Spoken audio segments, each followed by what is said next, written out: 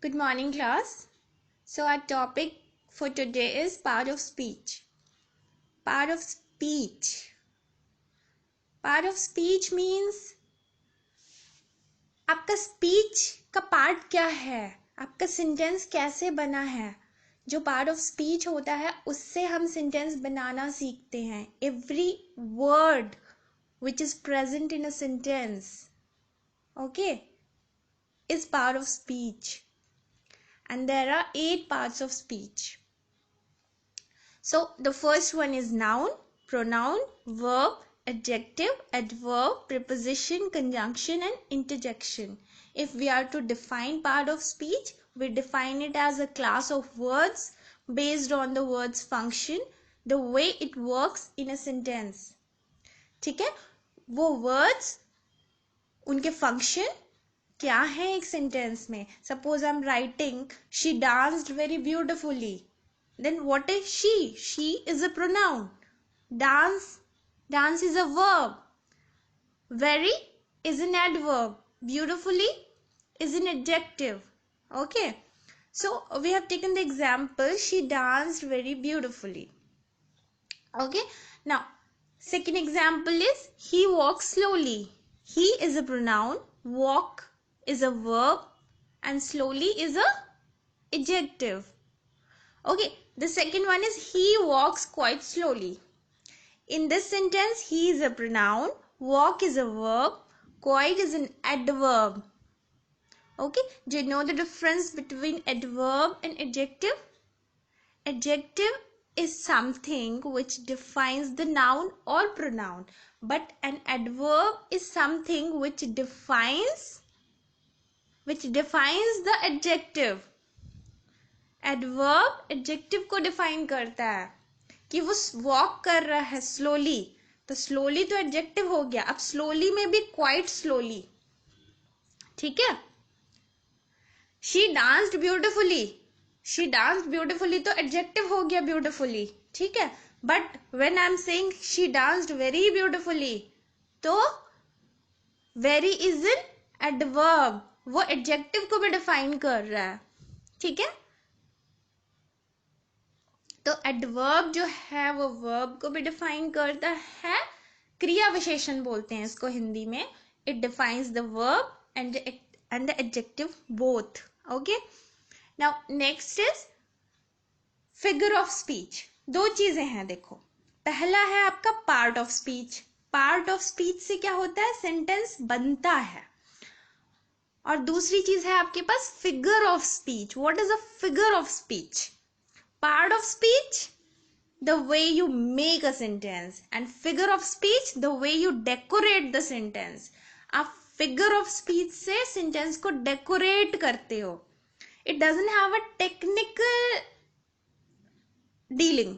It doesn't have any technical dealing, because when you write technical things, when you are writing a report or you are writing a technical proposal or you are writing technical paragraph notices, then figure of speech is not required. You need not learn figure of speech, but you need to know what is figure of speech. ठीक है. You should know what is figure of speech and what is part of speech. Figure of speech में क्या होता है, आपका simile, metaphor, hyperbole, oxymoron, personification, इनका use literature में होता है. Authors, writers, okay, they use figure of speech. जैसे हमारा पार्ट ऑफ स्पीच, हमने प्रोनाउन सीखा, हमने एडवर्ब सीखा, हमने एडजेक्टिव सीखा, वर्ब सीखा, कंजंक्शन सीखा, इंटरजेक्शन सीखा. ये सब हमने सीख लिया तो हमने एक सेंटेंस लिख दिया. ये सब सीख के शी डांस्ड वेरी ब्यूटिफुली. ठीक है. अब इस वर्ड को हमें सजाना है, इस सेंटेंस को हमें सजाना है. ठीक है. इस सेंटेंस को हम पार्ट ऑफ स्पीच से नहीं सजा सकते हैं. पार्ट ऑफ स्पीच सीख के हमने सिर्फ इस सेंटेंस को लिखना सीखा है. अब इस सेंटेंस को अगर सजाना है तो हम कैसे लिखेंगे इसको अगर हम सिमिली के यूज करके सजाएंगे तो हम लिखेंगे she dance like a peacock. ठीक है. सिमिली में हम क्या करते हैं, इनडायरेक्ट कंपैरिजन करते हैं, एज और लाइक लगा के. ठीक है. अगर हम इसको मेटाफर में लिखेंगे, मतलब हम डायरेक्ट कंपैरिजन कर देंगे पिकॉक से, किसका? वो जो लड़की है, शी। तो she was peacock in the dance, हमने उसको पिकॉक ही बना दिया। ठीक है, ये मेटाफर हो गया। आपने कहीं वर्ड ऐसे सुना होगा, प्रिटी अगली।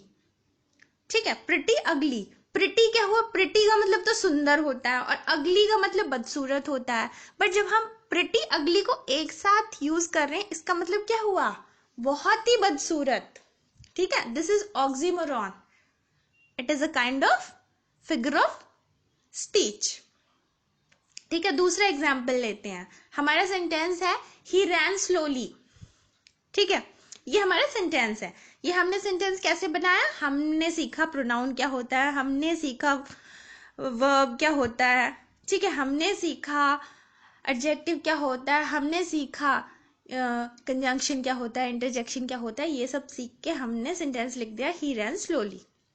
अब हम इसका फिगर ऑफ स्पीच में, अब हम लिटरेचर में लिख रहे हैं, इसको एज अ ऑथर लिख रहे हैं, हम कोई पोइट्री लिख रहे हैं, या हम लिटरेचर में कोई स्टोरी राइटिंग लिख रहे हैं, फिक्शन लिख रहे हैं, तो वहां पे हम सिमिली यूज करेंगे।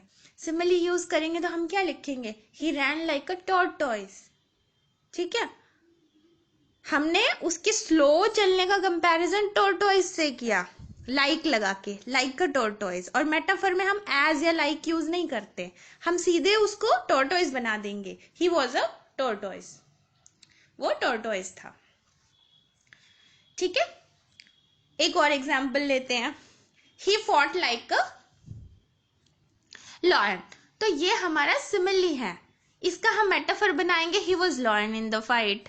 ठीक है, अब सेंटेंस क्या था? ओरिजिनल सेंटेंस क्या था? ओरिजिनल सेंटेंस ये था कि he fought very bravely. okay, so this is how you have to do. Okay, we're taking our first sentence again. She danced very beautifully. This was the sentence. Okay, and इसका simile हमने क्या बनाया? She danced like a peacock. And then we made metaphor of it. She was peacock in the dance. Okay, so this is the major difference between part of speech and figure of speech. By using part of speech, by learning part of speech, we are able to make the sentence. And by learning figure of speech, we are able to decorate the sentence. Okay.